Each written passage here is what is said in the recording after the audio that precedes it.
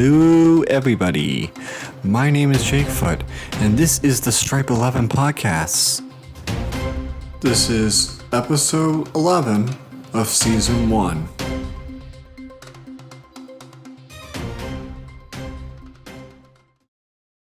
In this episode, we will recap the semifinals of the 2024 Copa America.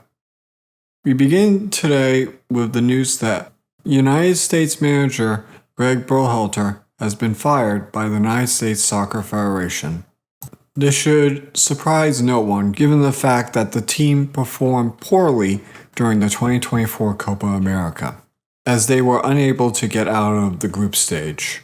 Along with most people, I believe that this was the right move at the end for the country, as there needed to be a change going into the 2026 World Cup, and positive energy needed to be restored into this team.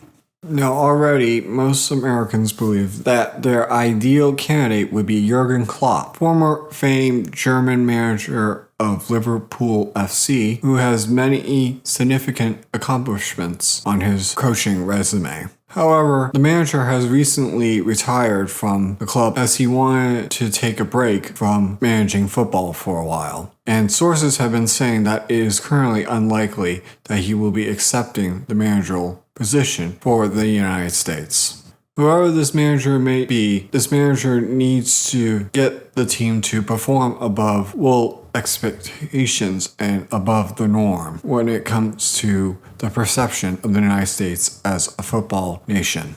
This podcast will have updates to the story going forward.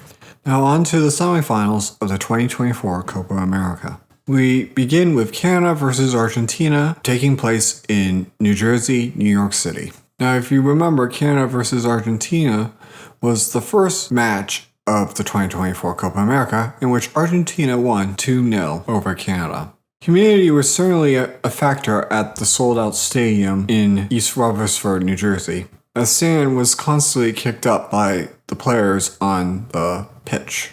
At the 11th minute, Lionel Messi missed his shot on goal as he received the ball from his teammate. Thankfully, Alvarez scored for Argentina at the 23rd minute to make it 1-0. Argentina would continue to pile up the tax in the first half. As a result, Messi would miss his second shot on goal and also his third shot on goal as a result of the ongoing attacks by Argentina on the Canadian defense.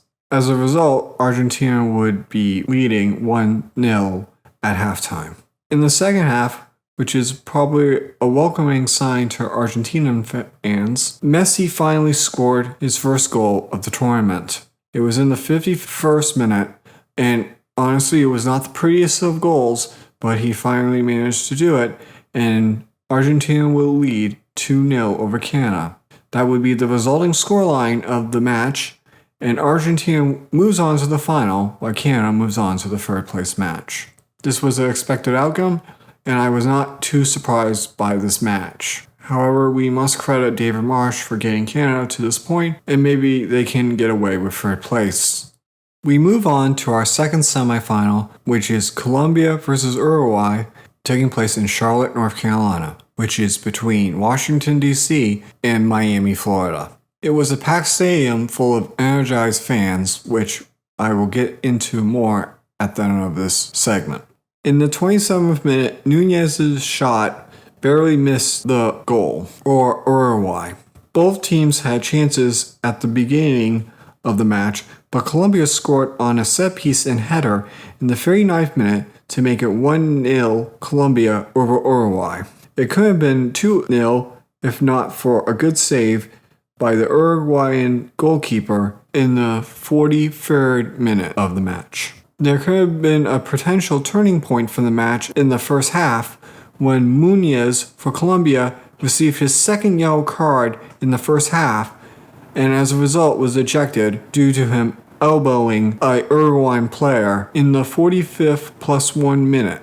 As a result, Colombia would be down 10 men for the rest of the match, and the referee had a tough time with dealing with real injuries and players faking injuries. In the second half, Suarez subbed in for Uruguay, and in the 70th minute, Suarez hit the post, but could not score for Uruguay. and as a result, Colombia would win 1-0 over Uruguay. However, probably the main story would be what happened after the match, as Uruguayan players and Colombian players would get in a scrum at the middle of the pitch, and tensions boiled over when Colombian fans, who were probably drunk and dumb as a doornail, decided to throw stuff at Uruguayan players, and as a result, the Uruguayan players went into the stands and began brawling with them. This was clearly out of control, and police had to be brought in to die down the situation. However, I would like to say that all three parties of this are equally responsible for this and should bear responsibility for their actions that caused what was a vibrant night to end in a sour mood. First of all, Colombian fans should have not been drinking that much and should not have been throwing stuff at Uruguayan players. And my hope is that Hard Rock Stadium would be able to identify these bad actors and ban them from the final. Regarding Uruguayan players, they should not have been engaging in this and should not have been brawling in the stands with these fans. I'm hoping that CONMEBOL will suspend these Uruguayan players that engage in this violent activity for the third place match. And finally, the Charlotte Police Department should be ashamed of what has happened. They are to be assigned, along with the security personnel that was hired, to prevent things from happening. And instead, they were nowhere to be seen, and a brawl that could have hurt innocent people took place in the stands due to inadequate security.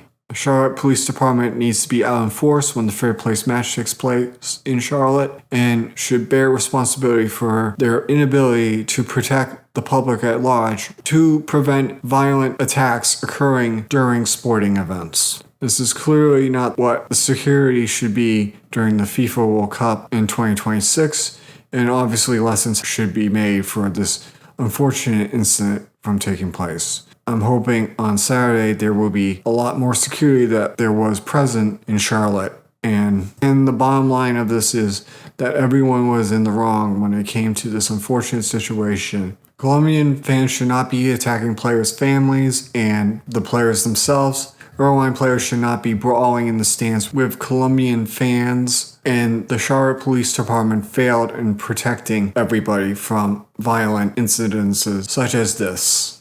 Switching gears, we now have our third place match, which is Canada versus Uruguay, and our final, which is Argentina versus Colombia.